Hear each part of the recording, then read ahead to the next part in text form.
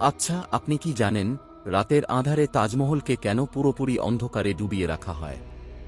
কেন আজ পর্যন্ত বিশ্বের এই সপ্তম আশ্চর্যের ভেতরে রাতে কোনো লাইট বা আলো জ্বালাতে দেওয়া হয়নি? এর পেছনে কি লুকিয়ে আছে কোনো ভয়ঙ্কর রহস্য?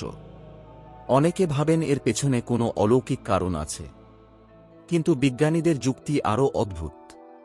তাজমহল তৈরি হয়েছে খাঁটি সাদা মার্বেল পাথর দিয়ে, যা চাঁদের আলো ধরে রাখে।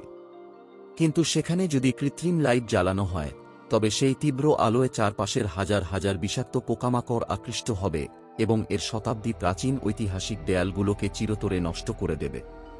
তবে স্থানীয়দের দাবি কিন্তু ভিন্ন। তাদের মতে, রাতে নাকি তাজমহলের ভেতর থেকে অদ্ভুত সব শব্দ শোনা যায়। এখন কারণ বৈজ্ঞানিক হোক বা অলৌকিক, রাতের তাজমহল আজও এক গভীর রহস্য। এই রহস্যময় দুনিয়ায় হারিয়ে যেতে রহস্যের খোঁজে চ্যানেলটি এখনই সাবস্ক্রাইব